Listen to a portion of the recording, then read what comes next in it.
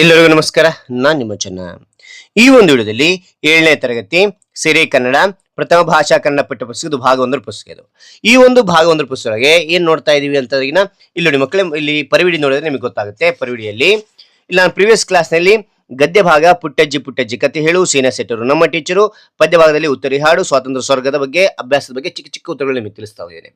ಆ ಎಲ್ಲಾ video link description ಇರ್ತೀನಿ, ಅಲ್ಲಿ ಕ್ಲಿಕ್ ಅಲ್ಲೆಲ್ಲ ವಿಡಿಯೋಗಳು ನೋಡಬಹುದು.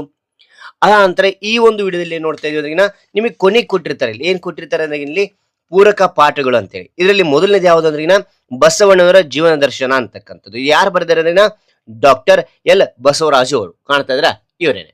ಹಾಗಾದ್ರೆ ಈ ಒಂದು ಪಠ್ಯಪುಸ್ತಕದಲ್ಲಿ ಬರ್ತಕ್ಕಂಥ ಕೃತಿಕಾರರ ಪರಿಚಯದ ಬಗ್ಗೆ ಅಭ್ಯಾಸದ ಬಗ್ಗೆ ನಾನು ಪುಟ್ಟದಾಗಿ ನಿಮಗೆ ತಿಳಿಸ್ತಾ ಹೋಗ್ತೇನೆ. ರೈಟ್. ಹಾಗಾದ್ರೆ ಎಲ್ಲ ವಿವರಣೆ ಇಷ್ಟವಾಗಿದ್ರೆ ಒಂದು ಲೈಕ್ ನೀಡಿ, ಶೇರ್ ಮಾಡಿ, ಸಬ್ಸ್ಕ್ರೈಬ್ ಆಗೋದು ಮರಿಬೇಡಿ ಅಂತ ಹೇಳ್ತಾ ಯಾವ ರೀತಿ ನೋಟ್ಸ್ ವಿಡಿಯೋಕ್ಕೆ ನಾನು ತಿಳಿಸ್ತಾ ಹೋಗ್ತೇನೆ. ಬನ್ನಿ. ಇಲ್ಲಿ ನೋಡಿ ಮಕ್ಕಳೇ, ಚಿಕ್ಕನೇ ಅಕ್ಷರದಲ್ಲಿ ಪೂರಕ ಪಾಠಗಳು 1 ಅಂತಕ್ಕಂಥದ್ದು ಬರೀತಾ ಹೋಗಿ. ಆ ನಂತರ ಪಾಠದ ಹೆಸರಿದೆಲ್ಲ ಬಸವಣ್ಣನವರ ಜೀವನ ದರ್ಶನ ಅಂತಕ್ಕಂಥ ಅಕ್ಷರ ಬರೆದು ಕೆಲವರ ಅಂಡರ್ಲೈನ್ ಮಾಡಿ. ಅದಾದ ನಂತರ ಈ ಒಂದು ಅಧ್ಯಯನದ ಅಭ್ಯಾಸ ಯಾವತ್ತು ಬರ್ತಾ ಇರ್ತಾರೆ ಡೇಟ್ ಅನ್ನಲ್ಲಿ ಬರೀತಾ ಹೋಗಿ. ಮೊದಲು ಕೃತಿಕಾರರ ಪರಿಚಯ ಅಂತಕ್ಕಂಥ ತಿಳಿತಾ ಹೋಗುತ್ತೆ. ಕವಿ ಯಾರು ಅಂದ್ರೆ ಡಾಕ್ಟರ್ ಎಲ್ ಬಸವರಾಜು ಅವರು. ಕಾಣ್ತಾ ಇದ್ರೆ ಇವರೇನೆ. ಜನನ ಯಾವಾಗ ಆಯ್ತು ಅಂದ್ರೆ 1919 ಆಯ್ತು ಅಂತ ನೋಡ್ಬೋದು. ಜನ್ಮಸ್ಥಳ ಕೋಲಾರ ಜಿಲ್ಲೆಯ ಎಡಗೂರು ಗ್ರಾಮದಲ್ಲಿ ಆಯ್ತು ಅಂತಕ್ಕಂಥದ್ದು ಕಂಡು ಬರ್ತೇವೆ. ಅದಾದ ನಂತರ ವೃತ್ತಿ ಪ್ರಾಧ್ಯಾಪಕರಾಗಿದ್ದರು ಅಂತ ನೋಡ್ಬೋದು. ಕೃತಿಗಳಾದರೆ ಇಲ್ಲಿ ಒಂದೊಂದಾಗಿ ತಿಳಿಸ್ತಾ ಹೋಗ್ತೀನಿ ನೋಡಿ. ಶಿವದಾಸ ಗೀತಾಂಜಲಿ, ಭಾಸನ ಭಾರತ ರೂಪಕ, ಬಸವಣ್ಣನವರ ವಚನಗಳು, ಅಲ್ಲಮನ ವಚನಗಳು ಅಂತಕ್ಕಂಥದ್ದು ನೋಡ್ತೇವೆ.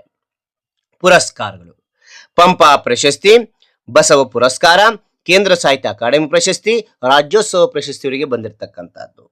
ಅದಾದ ನಂತರ ಆಯ್ಕೆ: ಬಸವಣ್ಣನವರ ವಚನಗಳು ಕೃತಿಯಿಂದ ಇದನ್ನ ಬಸವಣ್ಣ ಜೀವನ ದರ್ಶನ ಈ ಒಂದು ಪಾಠವನ್ನು ಆಯ್ಕೆ ಮಾಡಲಾಗಿದೆ ಅಂತ ನೋಡಬಹುದು. ಓಕೆನಾ, ಪೀಠಿಕೆಯಿಂದ ಆಯ್ಕೆ ಮಾಡಿದ್ದಾರೆ. ಓಕೆ. ಅದಾದ ನಂತರ ಇಲ್ಲಿ ಅಭ್ಯಾಸ ಅಂತಕ್ಕಂಥದ್ದು ಬರೀತಾ ಹೋಗಿ ಮಕ್ಕಳೇ. ಓಕೆ, ಏನಿದೆ ಇಲ್ಲಿ ಅಭ್ಯಾಸದಲ್ಲಿ ಅಂದ್ರೆ ಅಭ್ಯಾಸ ಅಂತಕ್ಕಂಥ ಬರೀರಿ. ಈ ಕೆಳಗೆ ಕೊಟ್ಟಿರುವ ಪ್ರಶ್ನೆಗೆ ಒಂದು ವಾಕ್ಯದಲ್ಲಿ ಉತ್ತರಿಸಿ ಅಂತ ಬರೀರಿ. ಓಕೆ, ಒಂದೊಂದಾಗಿ ತಿಳಿಸ್ತಾ ಹೋಗ್ತೇನೆ. ಮೊದಲನೇ ಪ್ರಶ್ನೆ, ಬಸವಣ್ಣನವರ ತಂದೆ ತಾಯಿಯರ ಹೆಸರೇನು ಅಂತ ಕೇಳಿದ್ರೆ ಓಕೆನಾ. ಉತ್ತರ ಸೇಮ್ ಅದೇ ರೀತಿಯಾಗಿ ಬರೀತಾ ಹೋಗಿ.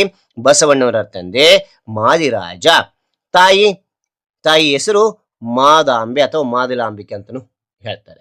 ಓಕೆ, ಪಾಠದಲ್ಲಿ ನಮಗೆ ಇಲ್ಲಿ ಮಾದಾಂಬೆ ಅಂತಕ್ಕಂಥ ಬಂದಿದೆ. ಓಕೆ, ಎರಡನೇ ನೋಡಿ, ಬಸವಣ್ಣನವರು ಬಾಗೇವಾಡಿಯನ್ನು ಬಿಟ್ಟು ಎಲ್ಲಿಗೆ ಹೋದ್ರು ಅಂದ್ರೆ ಉತ್ತರ ಸೇಮ್ ಅದೇ ರೀತಿಯಾಗಿ ಬರೀತಾ ಹೋಗಿ.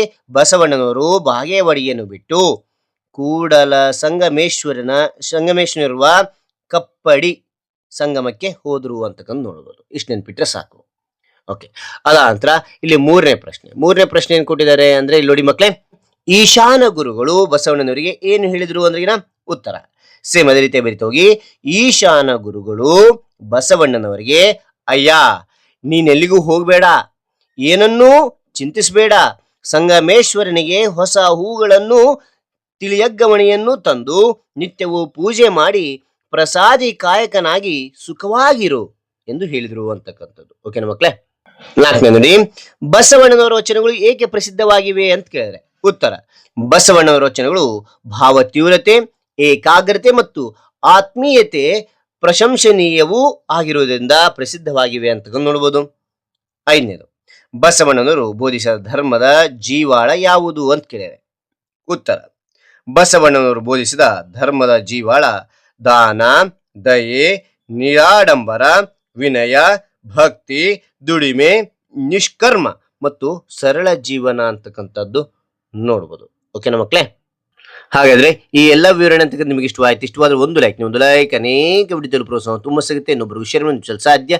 ಇಂಥ ಅನೇಕ ವಿಡಿಯೋ ಚಾನಲ್ ಸಬ್ಸ್ಕ್ರೈಬ್ ಆಗಿ ಮತ್ತೊಂದು ಹೊಸ ವಿಷಯದೊಂದಿಗೆ ಮತ್ತೊಂದು ಹೊಸ ವಿಡಿಯೋದಿಂದ ಭೇಟಿ ಆಗ್ತೇನೆ. Thank you for watching. Bye.